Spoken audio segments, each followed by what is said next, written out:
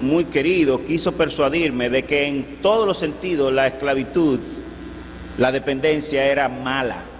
Él había sido parte del régimen caudillista de Trujillo y había sido perseguido y atacado, y sus padres, y él, en base a su experiencia, podía garantizar y asegurar que en cualquier orden la esclavitud o la dependencia de un amo, de un dueño, era mala. Le demostré que eso está relacionado con el tipo de amo que uno tenga, pero él persistió con su idea. Es un intelectual de mucho renombre en el país, y él seguía diciendo, no, es que esa es mi convicción. Bueno, pero yo te acabo de demostrar que si el amo es bueno, te conviene más ser esclavo que libre. En nuestro sistema de gobierno, o nuestros sistemas en los países de Occidente, por lo menos de gobierno, no tenemos la esclavitud, como se suele decir, no somos esclavos, somos libres. Y esa es la razón por la gran cantidad de depresión extrema que vive la gente, porque en un sistema libre usted tiene que fajarse para subsistir, y resulta que hay gente a la que Dios no le ha puesto nada aquí para ellos depender de sí mismos, y muchos. Entonces, lamentablemente, en un sistema como el nuestro, del orden capitalista, del orden libre, ese tipo de gente le va mal y sufre muchas frustraciones. Eso hay que entenderlo para uno entender que el régimen feudal y del sistema de esclavitud, del sistema de reyes, se estableció porque es una necesidad, porque un grueso de las personas no pueden pensar por sí mismos, ni pueden buscar recursos por sí mismos, y prácticamente mueren si no es por una mano amiga. Para ilustrarle el asunto de la esclavitud, ayer una señora joven intentó ahorcarse con el cable del teléfono de su casa, y estaba casi muerta, y entró su niño pequeño y la vio, y fue y buscó al papá, y la pudieron salvar. Y la razón por la que ella iba a cometer autosuicidio era porque el esposo, tenían unos 3 años, si mal no recuerdo la información, de juntos, y el esposo le dijo que ya no quería nada con ella, que la iba a dejar. Entonces su solución fue buscar una soga y guindarse. Yo pregunto, ¿de quién era esa individua esclava?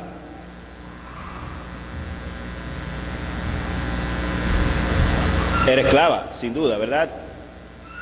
Era esclava de su amor, de su hombre, de ese individuo que le había dicho que le iba a dejar.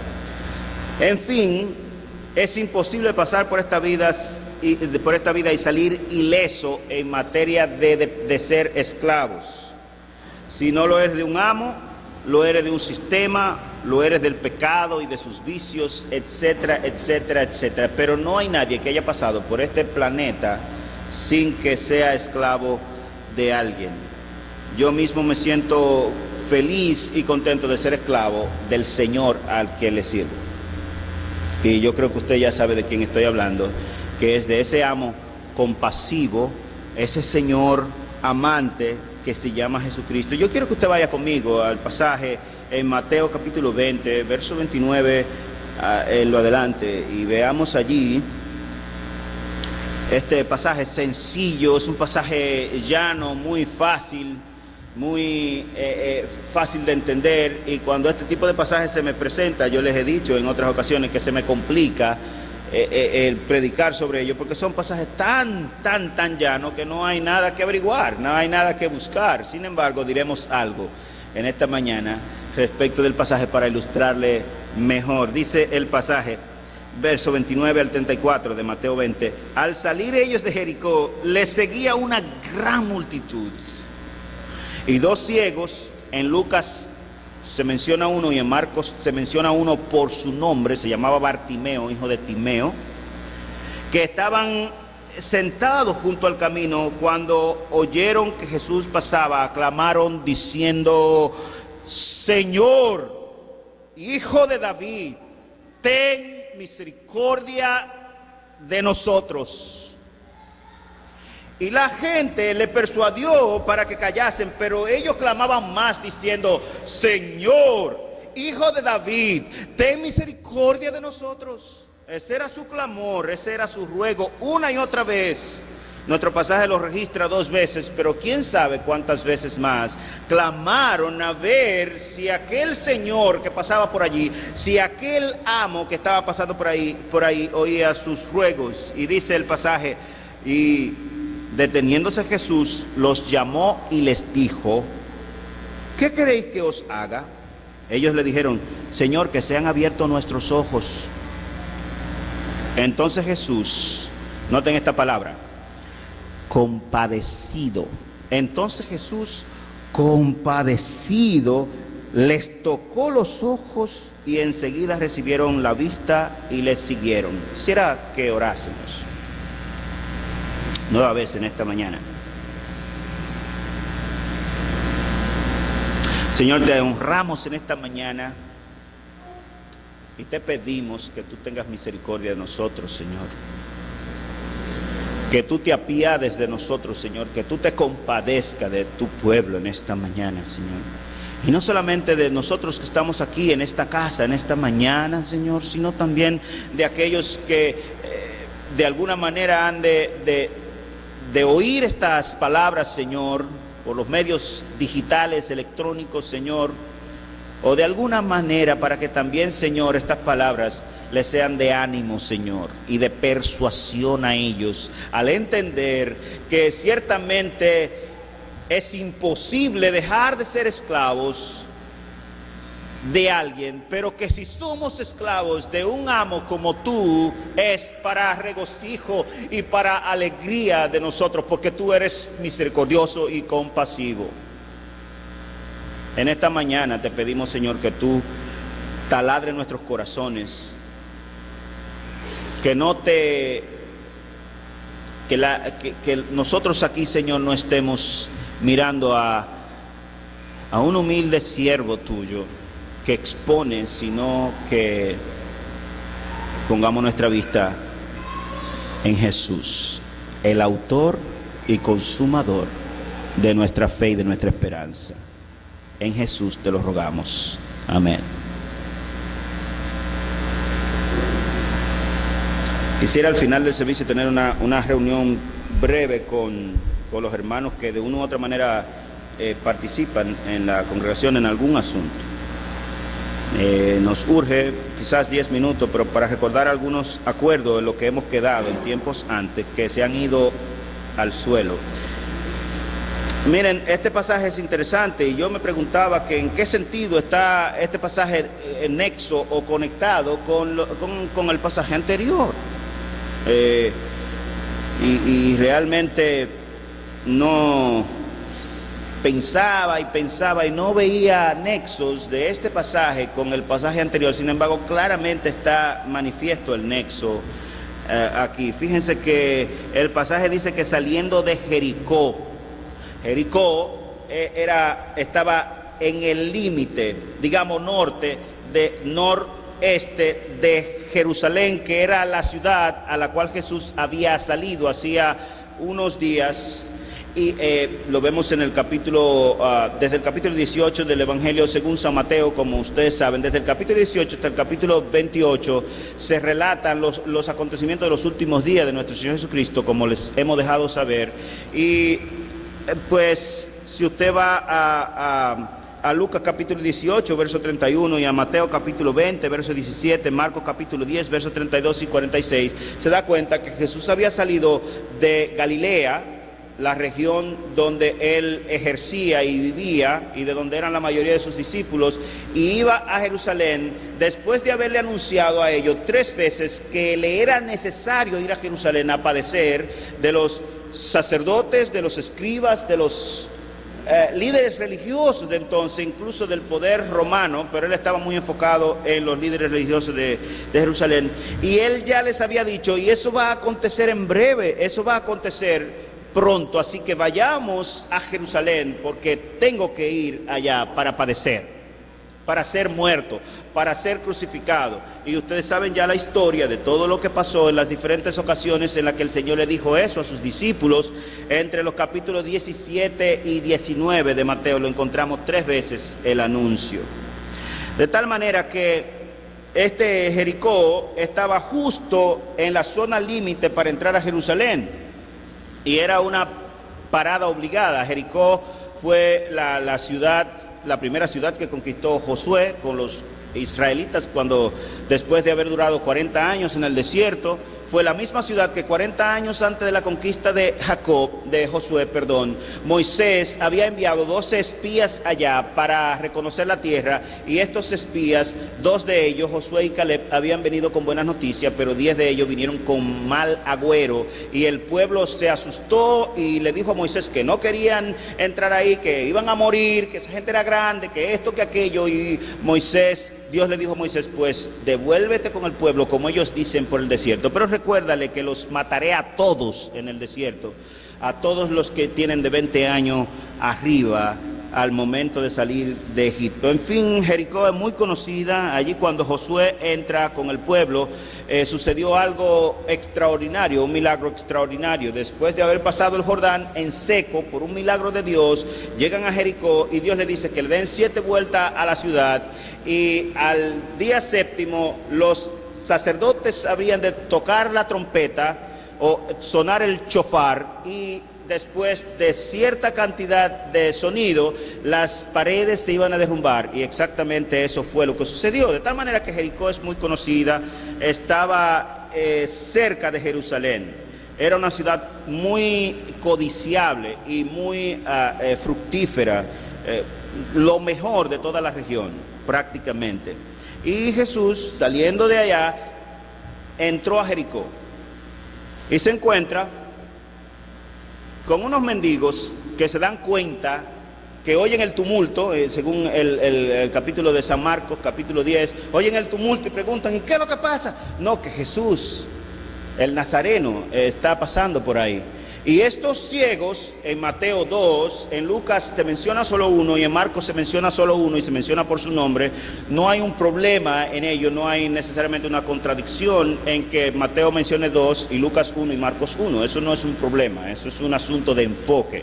Y no vamos a discutir sobre ello porque nuestro interés no es apologético en esta mañana.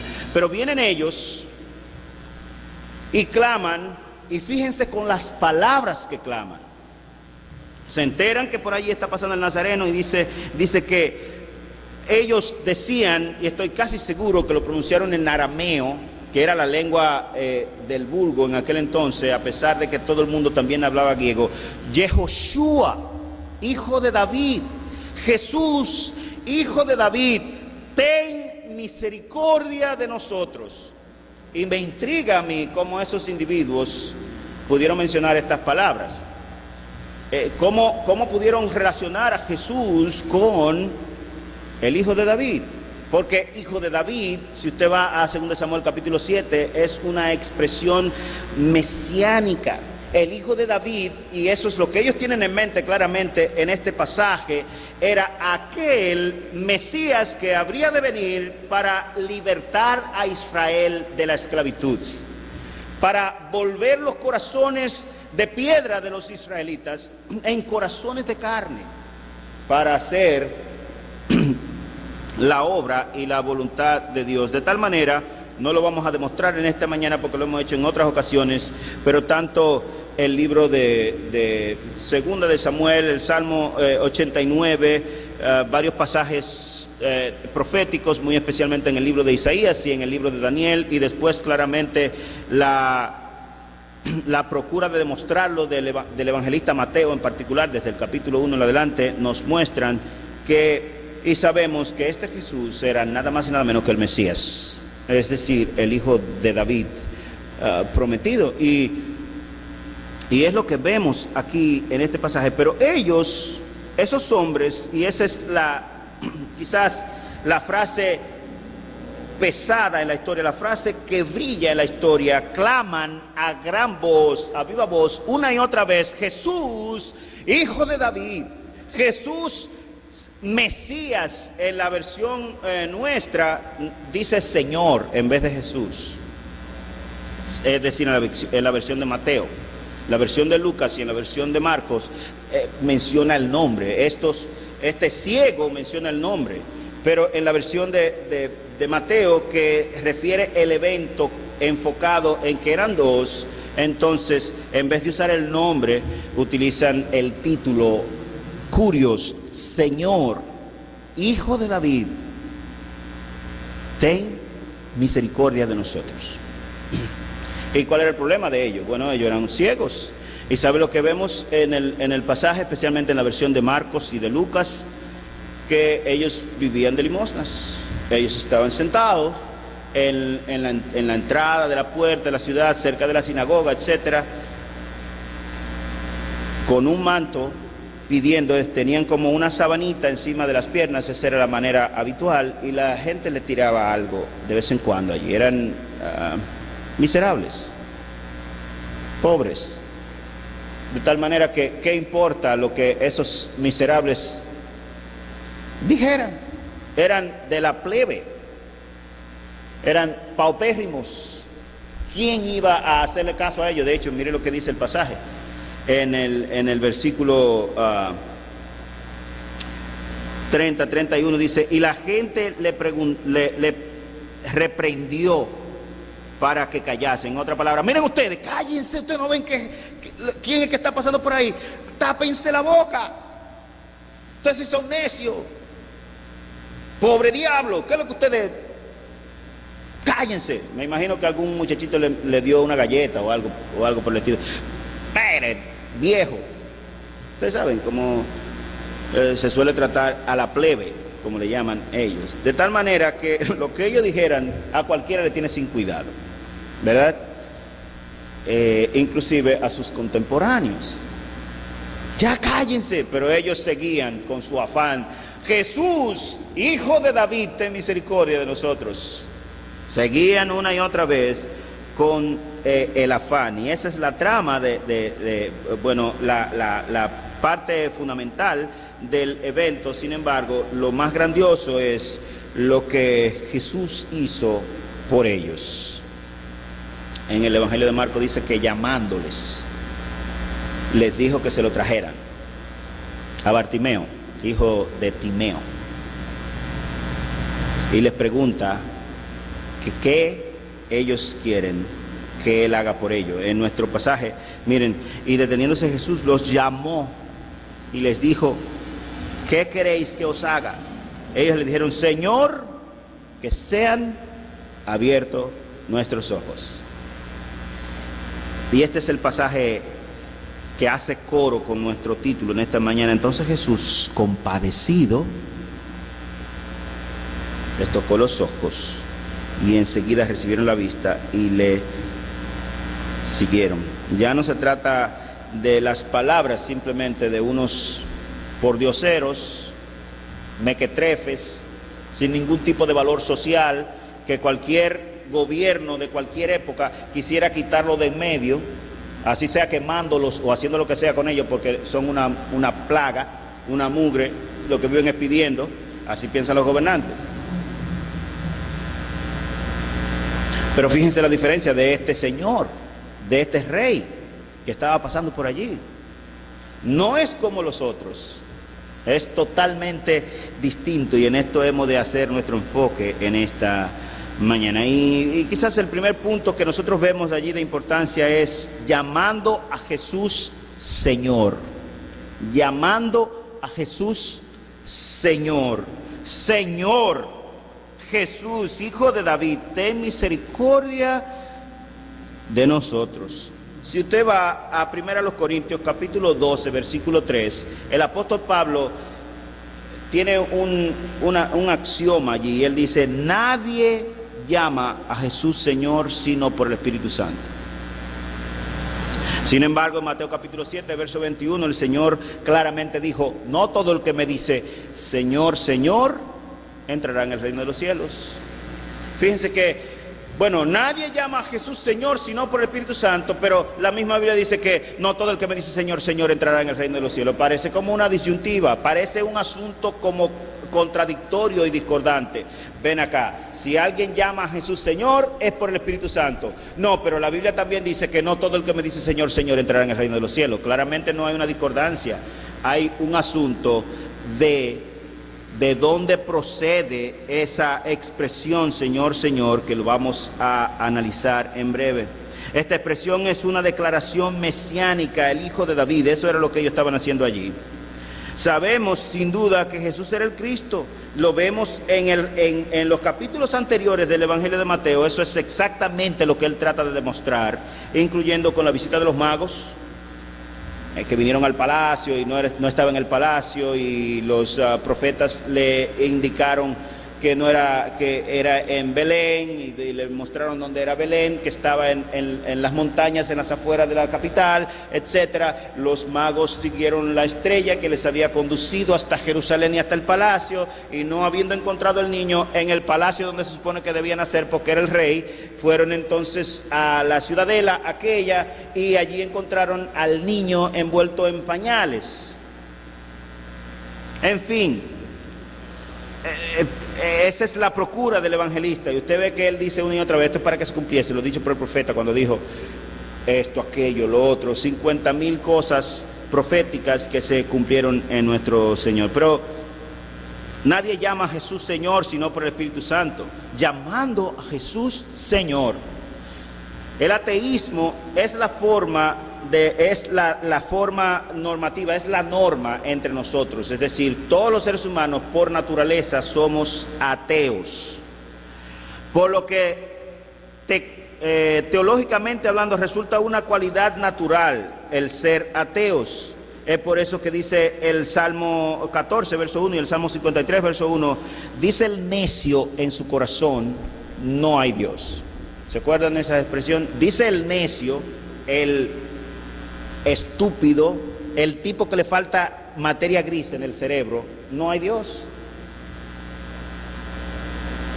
El libro de Proverbios mira a la humanidad cuasi total como un grupo de insensatos y de necios. Se nos declara allí que la sabiduría, que es la contra de la necesidad, clama y vocifera por las calles y los lugares a ver si encuentra algún sensato. Y claramente lo que nos muestra Proverbios 1:20 y Proverbios 8 verso 1 en adelante es que no encontró a nadie. Miren conmigo Proverbios 1:20 para que usted vea. En otras palabras, el escritor de Proverbios ve a toda la humanidad como un montón de estúpidos que no tienen interés en Dios. Esa es la norma, así somos, así prácticamente nacemos. Mire, verso 20. La sabiduría clama en la calle, en las plazas alza su voz, clama en las esquinas de las calles concurridas, a la entrada de las puertas de la ciudad pronuncia sus discursos. ¿Hasta cuándo, oh simples, oh insensatos, amaréis la simpleza, y los burladores se deleitarán en hacer burla, y los necios aborrecerán el conocimiento? ¿Hasta cuándo? Volveos a mi reprensión, he aquí derramaré mi espíritu sobre vosotros, os haré conocer mis palabras. Porque he llamado y habéis rehusado, he extendido mi mano y nadie ha hecho caso, etcétera, etcétera, etcétera. ¿Se fijan? La humanidad es un mar de gente con muchas dificultades en el cerebro. ¿Por qué? Porque la sabiduría clama a voces por todos los lugares y nadie se interesa en ella. Mire otra vez en Proverbios capítulo 8 para que usted vea que ese es el sentido prácticamente de por qué el escritor está escribiendo palabras de sabiduría. No clama la sabiduría y levanta su voz la prudencia en la cima de las alturas, junto al camino donde cruzan las sendas se coloca, junto a las puertas, a la salida de la ciudad, en el umbral de las puertas da voces. Oh hombres, a vosotros, a ustedes clamo, para los hijos de los hombres es mi voz. Oh simples, aprendan prudencias, y vosotros necios, aprended sabiduría. Escuchad, porque hablaré cosas excelentes, y con el abrir de mis labios recitaré. Porque mi boca hablará verdad, y la impiedad es abominada por mis labios. Conforme a la justicia son todas las palabras de mi boca, no hay en ellas nada torcido ni perverso. Todas son sinceras para el que entiende, y recta para los que han hallado conocimiento. Recibid mi instrucción, y no la plata, y conocimiento antes que el oro escogido, porque mejor es la sabiduría que las joyas, y todas las cosas deseables no pueden compararse con ella. Pero si se fija, el clamor es unánime y la gente sigue su camino como si nadie estuviera allí, como si Dios no existiera, como si no hubiera palabra dada de Dios de sabiduría. De tal manera que, de nuevo, Salmo 14, versículo 1 y Salmo 53, versículo 1, dice el necio, en su corazón no hay Dios. Así es la humanidad. En el Nuevo Testamento se dice de la condición natural del hombre, Romanos capítulo 8, versículo 7, si usted puede ir allá, los designios de la carne son enemistad contra Dios, porque no se sujetan a la ley de Dios, ni pueden.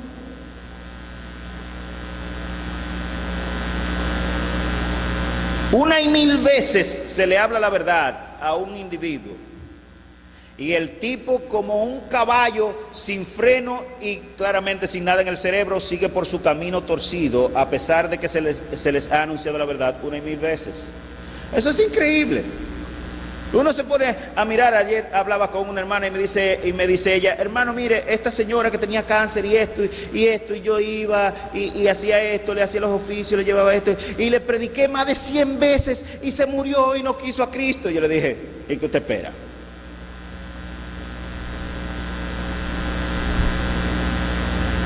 Esa es la norma, amigo mío, que la gente, oyendo la verdad, no la quieran. También es bien sabido que no hay quien entienda, no hay quien busque a Dios. Todos se desviaron, a una se hicieron inútiles. Romanos capítulo 3, versículos 11 y 12. No hay quien haga lo bueno, no hay ni siquiera uno. ¿Qué es lo que estamos intentando aflorar aquí con relación a llamando a Jesús Señor? Que nadie llama a Jesús Señor sino por el Espíritu Santo. Vamos a ver algunas cositas. ¿Qué nos hace llamar a Jesús Señor?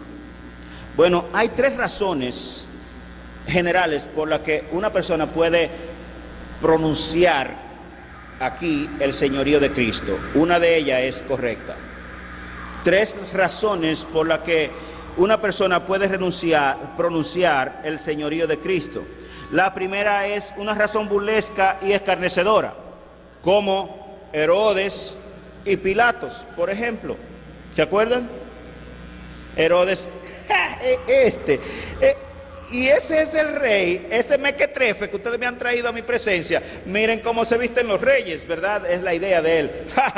Ese muerto en vida con ropas harapientas prácticamente, Jesús. Y así lo muestran algunas películas al tipo burlesco. Ese, llévenselo de ahí. Ay, hombre, por favor, burlesca. Él es el Señor, Él es el Rey. Y Herodes la misma cosa. Hay una razón burlesca muy generalizada, ¿no? ¿Cómo es posible que ese Jesús, si tú eres el Rey, si tú eres el Hijo de Dios, si tú eres el Señor, ¿qué tú haces ahí en la cruz? ¿Qué haces ahí? Bájate de ahí. Le vociferaban los líderes religiosos de entonces. Pero baja de la cruz, Señor.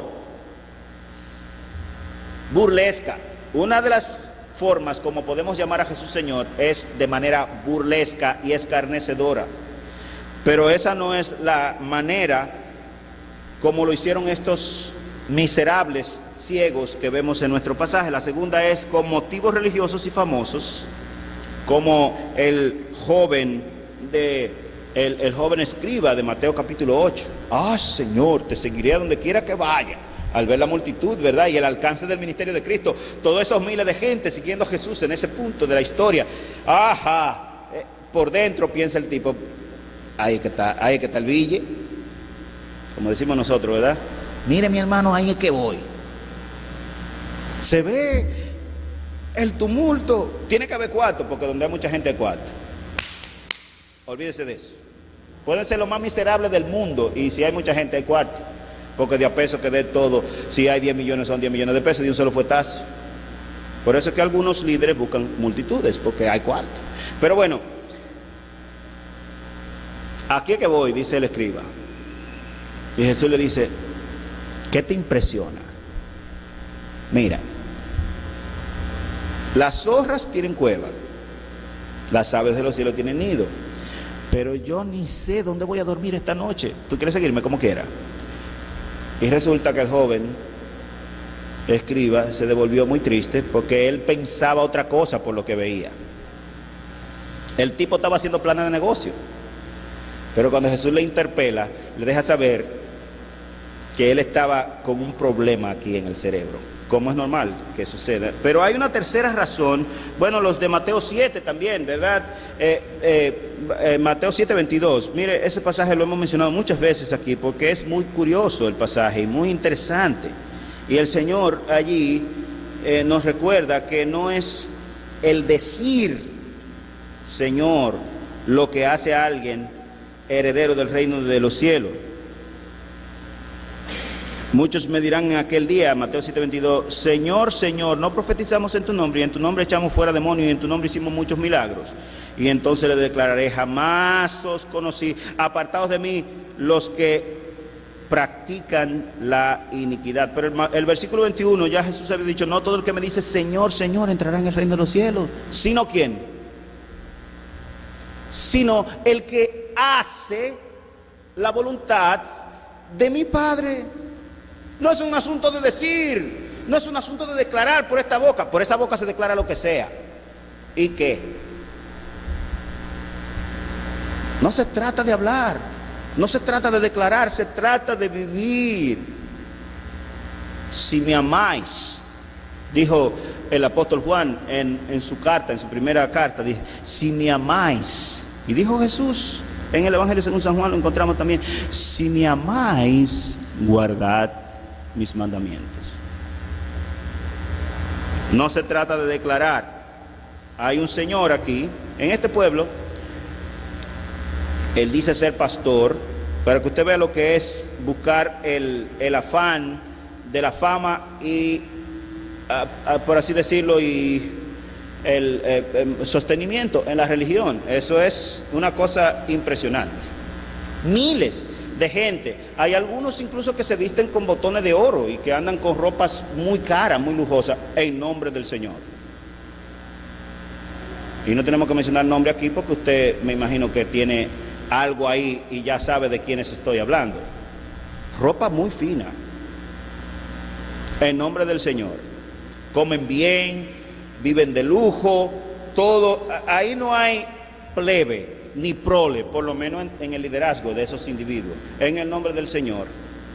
Aquí hay un señor, él dice ser evangélico, coreano, es supuestamente obispo de unas cuantas iglesias entre Villa Altagracia y Bonao. ¿Sabe lo que hace este verdugo? Y vive como un rey. La casa donde él vive cuesta más o menos 25 millones de pesos. No es de él, pero él la tiene alquilada y paga todos los meses. El dueño de la casa es amigo mío, pastor en los Estados Unidos, por cierto, el dueño de la casa. Y este pastor, lo que él hace es lo siguiente: le presta los templos a gente que tiene una iglesia y no tiene templo, y va y graba los servicios con cámara de video, los manda a Corea, y de allá le mandan cuarto para él vivir como un rey aquí. Hay algunos que pronuncian el nombre del Señor con motivos lucrativos, y son muchos. Pero hay una tercera manera de llamar a Jesús Señor, y es el motivo humilde el que viene del Espíritu, como los dos ciegos que están aquí. Es Jesús, Hijo de David, Señor, ten misericordia de nosotros. Claramente ellos están persiguiendo algo, siempre el ser humano persigue algo, pero si pudiéramos decirlo así, ellos están persiguiendo una causa noble, ellos están persiguiendo su salud física, ellos querían ver, pero lo grandioso allí es cómo ellos llaman a Jesús. Este tipo de gente, investidos de la gracia, no busca ni puestos, ni gloria, ni renombre, ni dominio. Estos son los llamados, los escogidos de Dios. Este es el grupo cuyo interés es santo y humilde. Sus labios son consagrados al Cristo, sus vidas.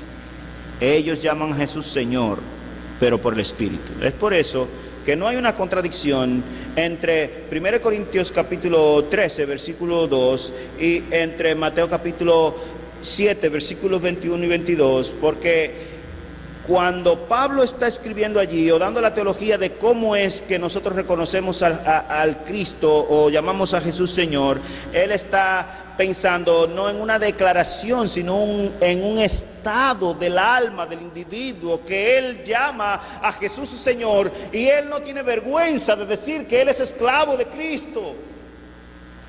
Pero él también sabe que su amo y su Señor es misericordioso y compasivo, como leían en el devocional, que por la misericordia del Señor no hemos sido consumidos, porque nunca se han tirado por el suelo, nunca decayeron su misericordia. Y ese es el grado o la manera como te conviene llamar a Jesús Señor, por el Espíritu Santo. ¿Qué implica el señorío de Cristo? Quizás haber dicho eso no tiene mucha implicancia, a menos que nosotros entendamos qué es esto de señorío. Y yo se lo voy a decir en palabras llanas. Esta expresión que aparece en nuestro texto, que en el griego es kurios, y en el idioma hebreo es Adón o Adonai, es amo, soberano, dueño, Señor.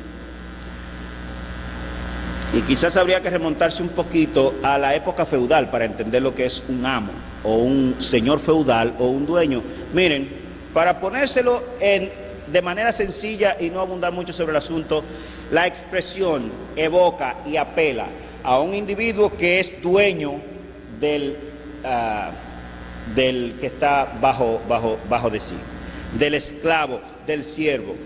Dueño, le pertenece. Si él quiere, le mocha la cabeza y no tiene que darle cuenta a nadie.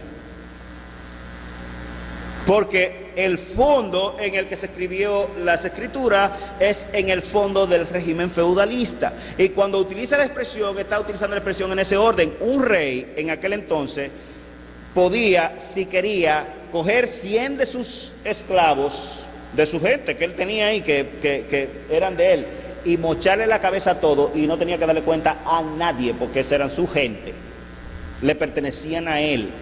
De ahí la fuerza de la expresión Señor. ¿Qué es lo que está diciendo entonces Pablo y esta gente cuando vocifera Señor? Y Pablo cuando dice que nadie llama a Jesús Señor sino por el Espíritu Santo.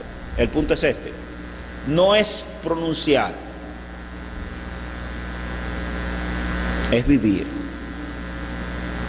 No todo el que me dice Señor, Señor entrará en el reino de los cielos, sino el que hace la voluntad de mi Padre. ¿Qué es el señorío de Cristo sobre la vida de una persona? ¿Qué es eso de Jesús ser Señor? Que Él es el dueño, que Él traza la pauta, que lo que Él diga eso es lo que va. Ahora, interpelo a tu persona y a tu mente: ¿es Jesús tu Señor? Lo que Él diga es lo que tú haces, lo que Él diga es lo que va. Yo no sé, yo simplemente estoy preguntando. Eso es para que tú sepas si tú realmente tienes a Jesús por Señor, porque puede ser que no lo tengas.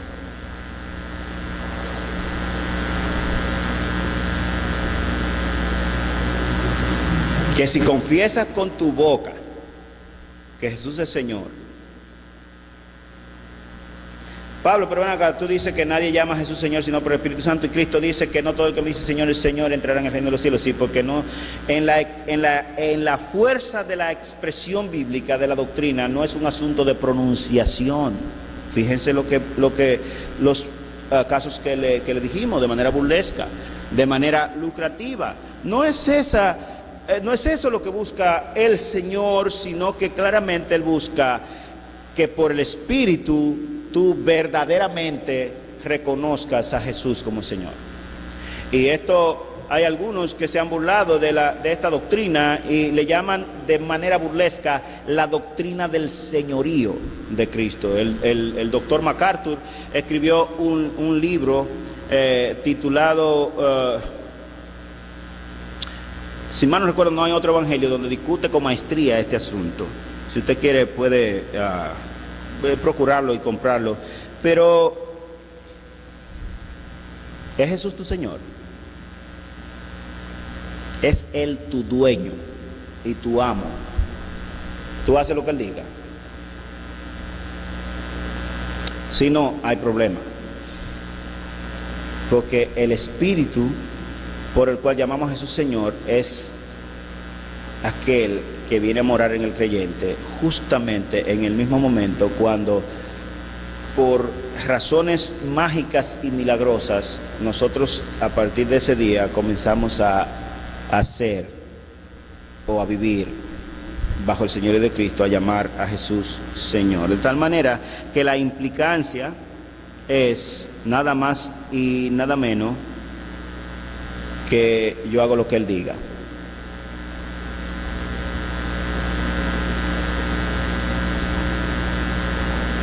Míralo aquí, el librito del Señor.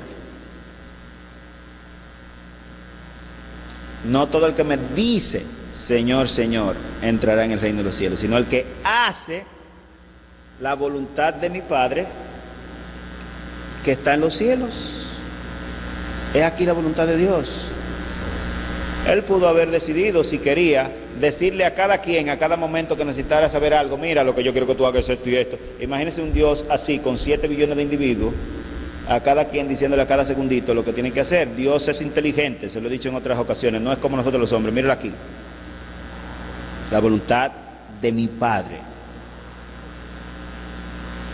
Si me amáis, guardad mis mandamientos. Pero vemos también en el pasaje los ruegos de un penitente a la persona correcta. Mire, el que pide solamente gana, porque si no le dan, lo único que perdió fue la vergüenza, y si le dan, obtuvo lo que quería. Por cierto, el miércoles vienen unos tipos y se aparecen ahí en la puerta y a un hermano le piden algo, un hermano pudiente, y es lo que se enoja con ellos. Miren, y los tipos, bueno, se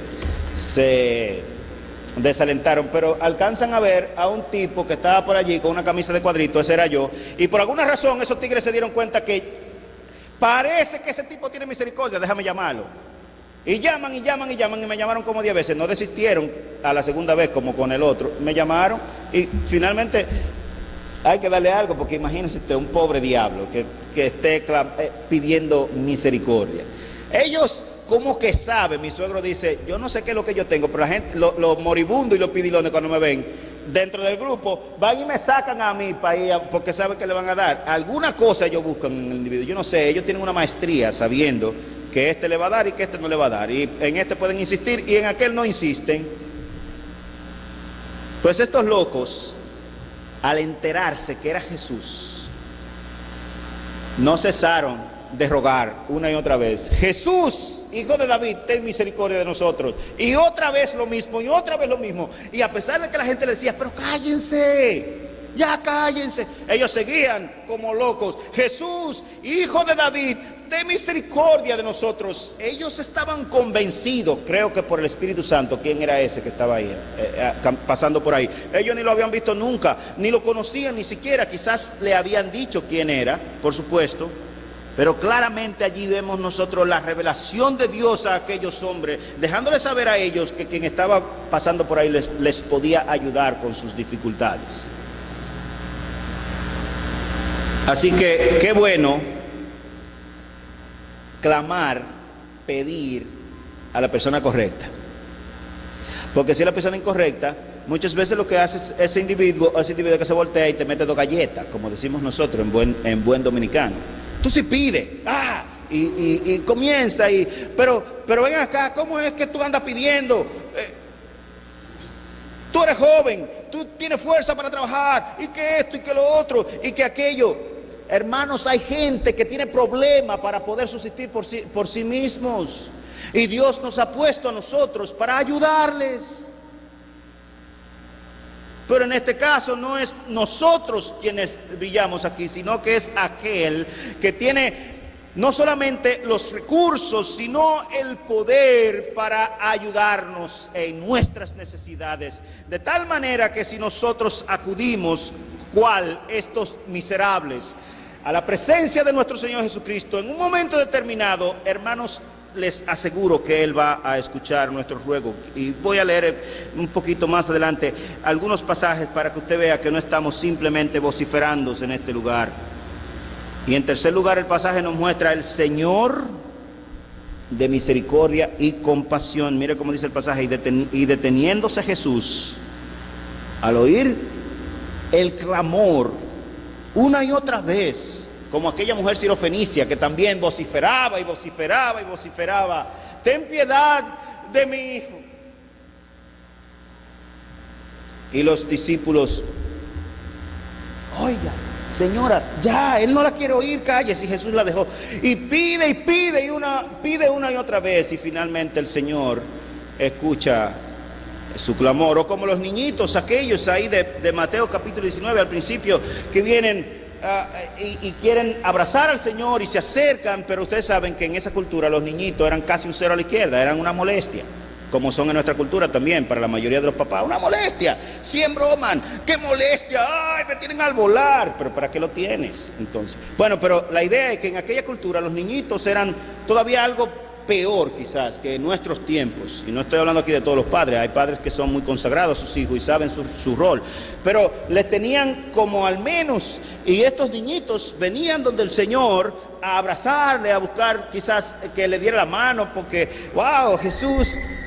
Y los discípulos y la gente le decían: no, echen para allá, y trataban de quitarles, y me imagino que empujaron unos cuantos, y quizás le dieron hasta 2 patadas a algunos de los muchachitos, y Jesús al ver eso les dice: no, yo no soy como los otros, yo no soy como los reyes de esta tierra, yo no soy un amo como el resto de los amos, dejen a los niños, a esos inservibles que están ahí, venir a mí, porque de los tales es el reino de los cielos. De tal manera que parece que hay una condición generalizada de las Escrituras para que tú y yo podamos hallar el agrado de nuestro Señor Jesucristo. Y es entender lo que somos, inservibles. La sabiduría clama por las plazas, en los cruces del camino, en los montículos, a ver si encuentra alguno de los hijos de los hombres que no sea desquiciado y que quiera guardar la sabiduría. Y adivina qué, no encuentra a nadie encuentra.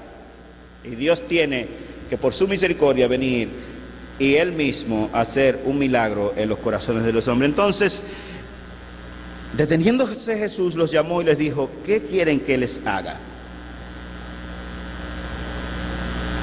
Muerto quiere misa, como dice el dicho popular. Muerto quiere misa. ¿Qué quiere que le haga? Vaya, 2 ciegos. Señor, que recibamos la vista, que abra nuestros ojos. Entonces Jesús, compadecido de ellos, mostrando compasión, Jesús fue movido a misericordia, mostró compasión hacia ellos. ¿Por qué clamaron por misericordia estos hombres? Ya les dije que de seguro ellos habían oído de Jesús, o a lo menos Dios mismo les reveló esto, aquello, porque nadie puede llamar a Jesús Señor sino por el Espíritu. Aquí se nos presenta la necesidad de clamar que tienen los hombres. Por alguna razón, el pedir a la persona correcta, como dijimos hace un rato, funciona.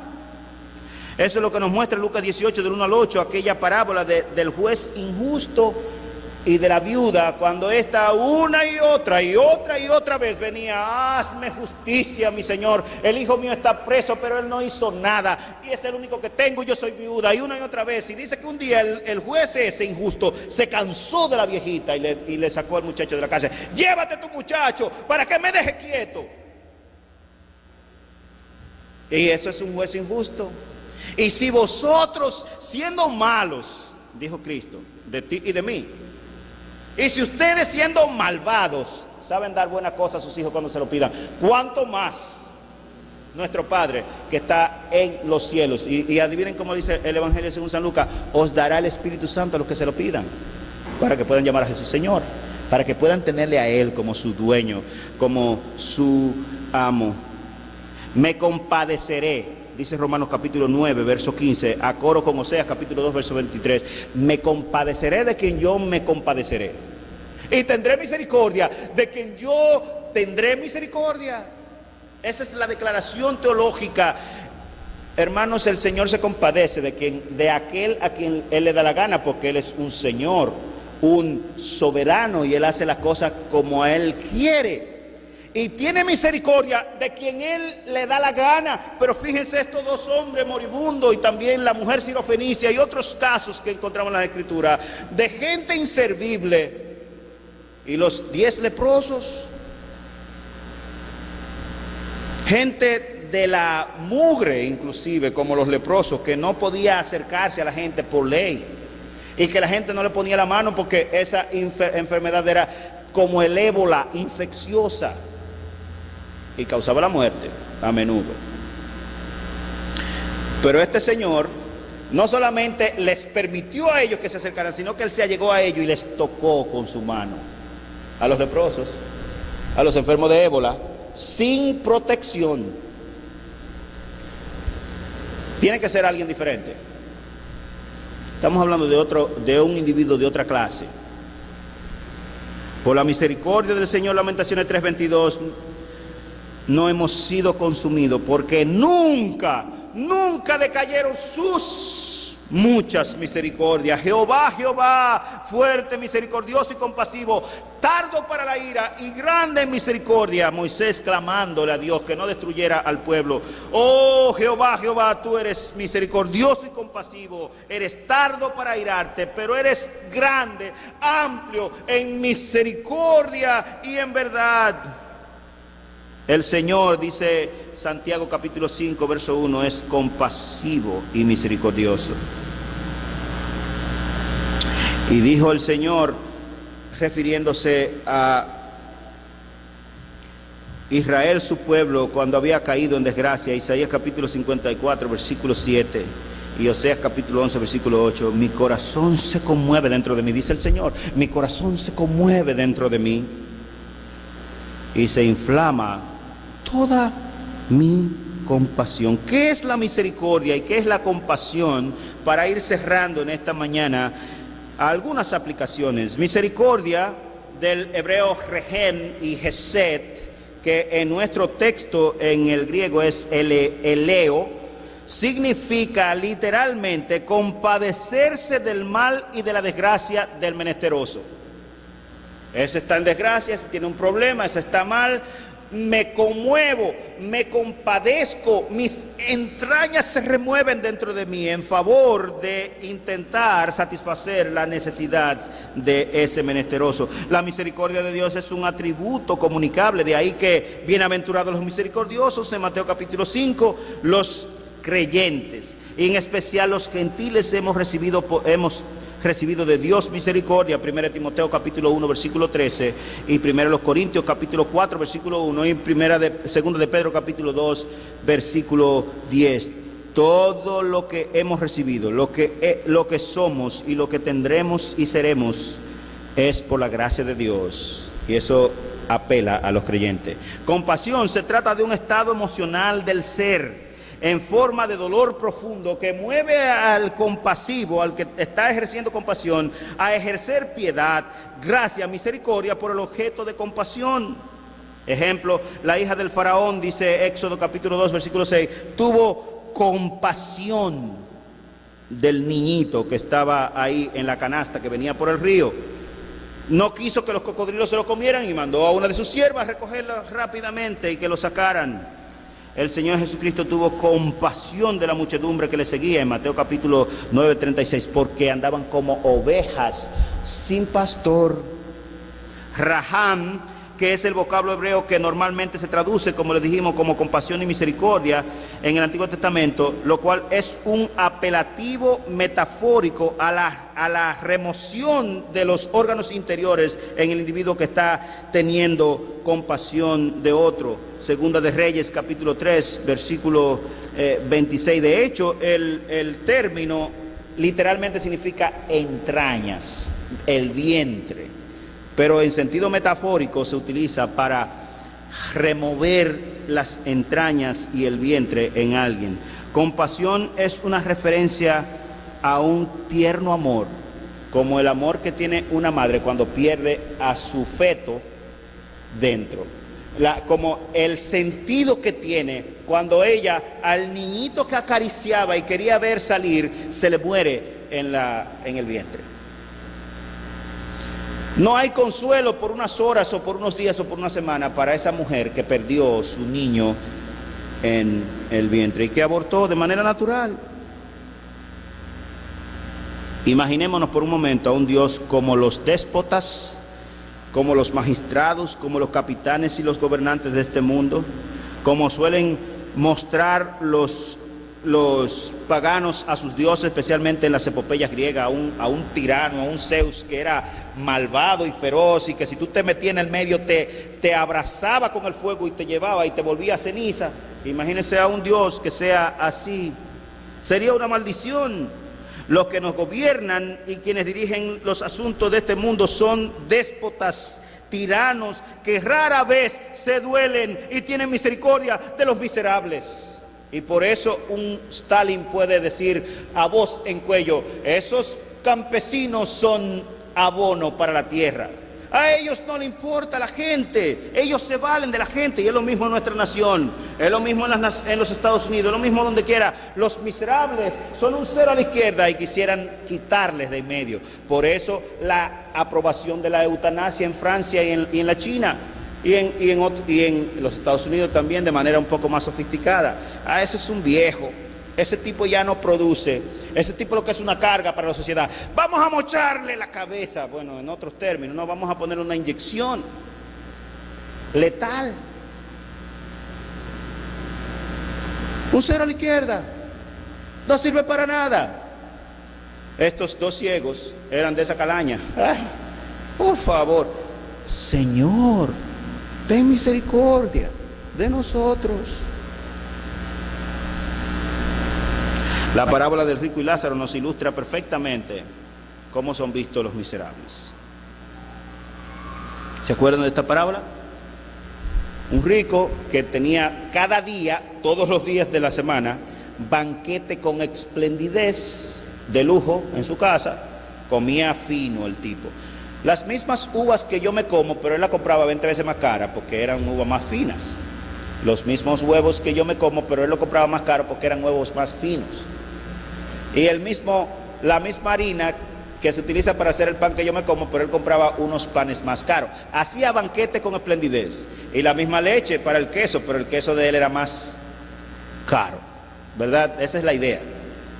Pero había también a la entrada de su casa siempre un mendigo, un harapiento sucio, bueno para nada, que había que matarlo para ver si deja de ser una mugre. Y le pedía que por favor le diera algo de comer. Y era un dolor para aquel hacendado desprenderse de alguna de las migajas que le sobraban y dárselo, hasta eso le dolía. Yo no sé por qué en este mundo hay tanta gente así. Porque mira, yo trabajo y tengo cuarto, y tengo esto y tengo aquello. Señor, que no todo el mundo tiene el mismo tipo de cerebro. Hay gente que no nació para poder subsistir por sí mismo y que necesitan la mano amiga de un buen administrador. Así Dios hizo el mundo y así ha sido siempre, y así será, amigo. Cuando nos ponen una carga más allá de la que podemos llevar, por eso que tanto loco en el siglo XXI. Prácticamente 2 de cada 3 personas tienen problemas neuróticos en nuestro mundo. ¿Por qué le ponen una carga que no pueden llevar?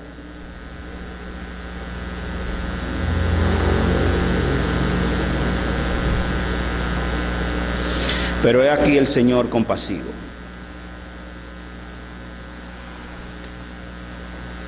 Y quizás pudiera apelar a la misericordia tuya, pero esa misericordia de nosotros no sirve mucho.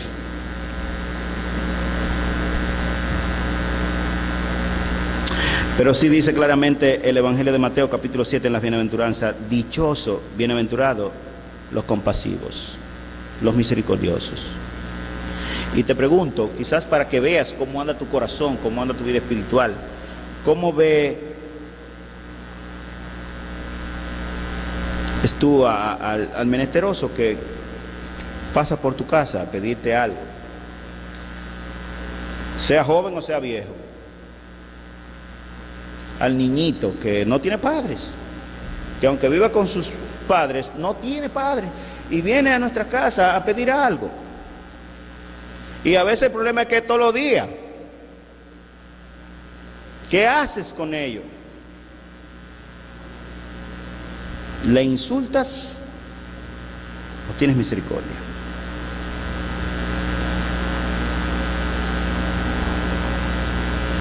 Nuestro Señor, lo vemos aquí en este pasaje y en otros que hemos mencionado,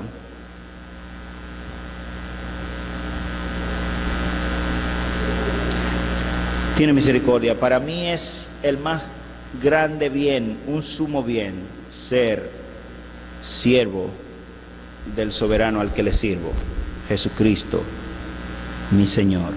No hay nada que desconfiar ni que temer en los brazos del Señor.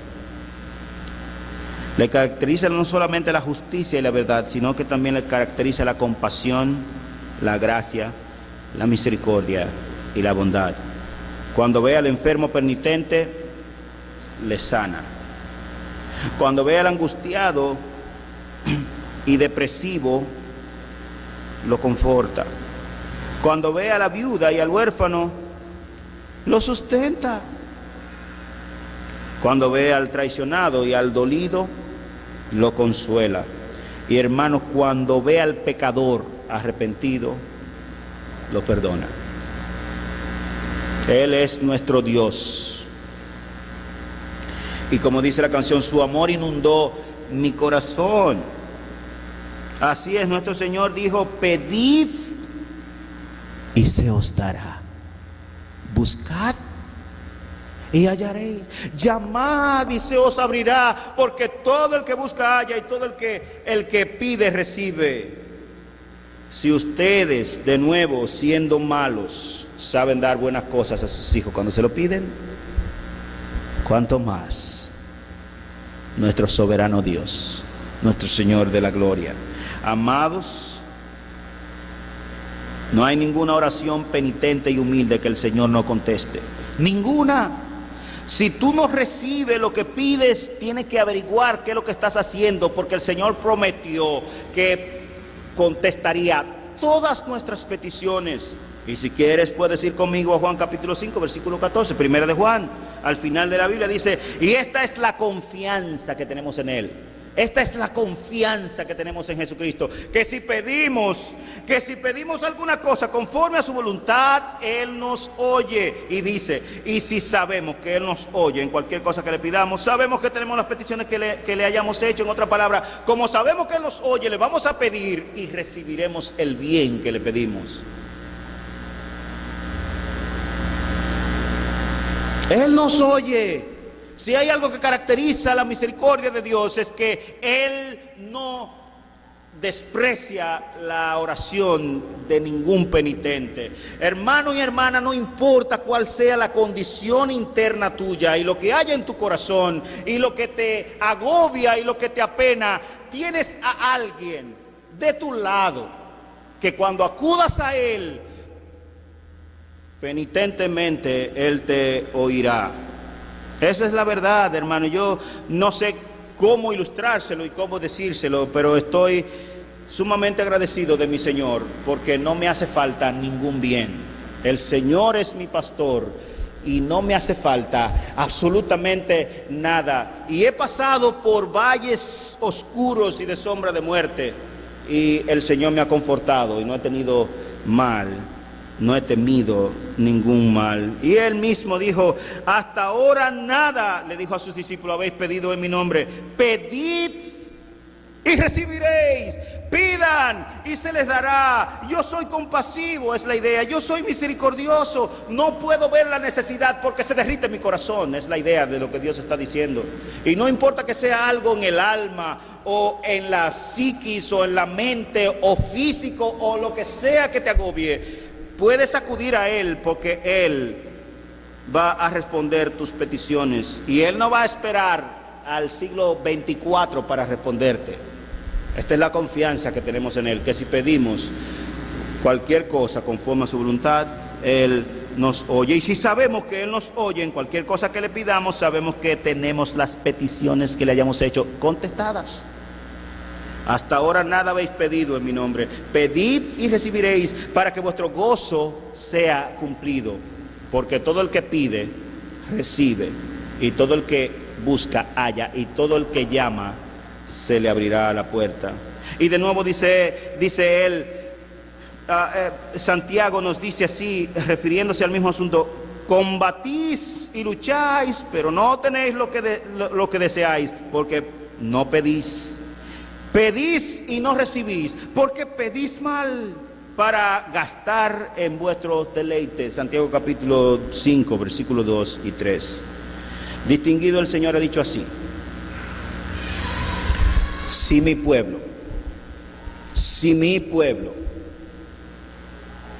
que invoca mi nombre, se humillare y orare y buscare mi rostro, Él mismo oirá desde los cielos, perdonará sus pecados y dará bendición sobreabundante, sanará la tierra. Segunda Crónicas capítulo 7, versículo 14. Así que traigamos al corazón algunas aplicaciones en esta mañana, porque tenemos un Señor compasivo, un Dios de misericordia, cuyas misericordias son nuevas cada mañana. Un Dios de gracia. Y no es como nosotros los hombres. Para nosotros los hombres, y eso es desgraciadamente un mal universal, el paupérrimo, el que no tiene nada que dar, no nos sirve. Lo quisiéramos ver, si no muerto, por lo menos lejos de nosotros. En sentido general, el moribundo y el menesteroso y el despreciable es como los perros viralatas que andan en la calle, que la gente lo único que hace es darle pedradas y darle patadas y tirarlo de ahí porque son una mugre. Lamentablemente esa es la realidad humana, pero tenemos a un Señor que quiere ser tu Señor y que muestra compasión y misericordia. Se duele sus entrañas. En ese pasaje de Mateo, cuando dice que tuvo misericordia de la multitud porque andaban como ovejas que no tienen pastor, la idea es que le dolió en lo profundo de su ser el ver a esa multitud a quienes les escondían la verdad de Dios, a pesar de que estaba ahí.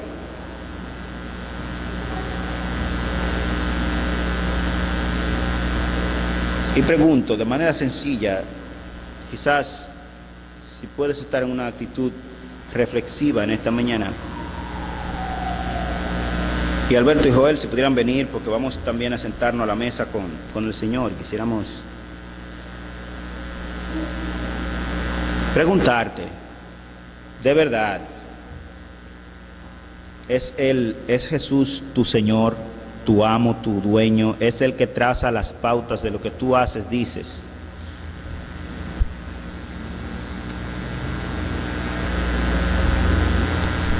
Y eso se puede indagar con mucha facilidad en nosotros. Y ese pasaje es rector: si me amáis, guardad mis mandamientos. Hermanos, si Jesús es tu Señor, le perteneces a Él. No solamente le pertenecen tus emociones, le pertenece tu vida, le pertenece todos los bienes que tienes a Él también. Y es menester que pienses en el reino, no solamente en tu tiempo, pero en tu presupuesto, en el futuro. Oí a un señor en esta semana, un amigo también. Él dice que es cristiano, pero él estaba pensando lo que va a hacer cuando venda su propiedad, que cuesta un buen dinerito. Dice: lo que tengo planificado es irme a un resort por 10 días, comprarme un carro nuevo porque el que tengo está viejo, y todo era lujuria en su mente. Pero él es cristiano. Ese no es nada. ¿Cómo es posible, hermano, que si Cristo es nuestro Señor, en la mente de nosotros lo que haya lujuria y deseos mundanos de hacer con nuestra vida como bien nos parezca, sin pensar en los asuntos del reino? Eso no tiene sentido. Será cualquiera su Señor, pero no Cristo. Si mi pueblo, que invoca mi nombre, se humillare y orare y buscare mi rostro, yo le oiré desde los cielos, perdonaré sus pecados, dice el Señor, y sanaré el país. ¿Es Él tu Señor? ¿Eres tú, te consideras quizás un moribundo espiritualmente hablando, como estos dos ciegos que tenían que pedir para sobrevivir? Porque claramente dice el Señor que bienaventurados los pobres en espíritu, los que se consideran así en su interior, que saben que necesitan de un Señor para poder ser agradables a Dios, porque ellos no pueden.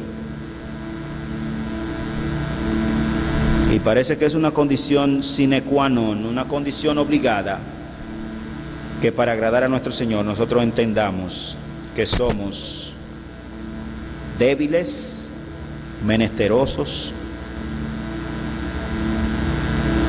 porque bienaventurados los humildes, porque ellos verán a Dios.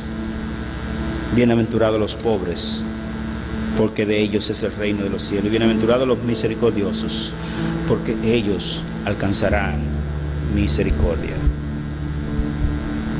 ¿Te rendiste ya al señorío de Cristo? Vamos a entonar este cántico y después nos vamos a sentar a la mesa con el Señor para cerrar nuestro servicio en esta mañana.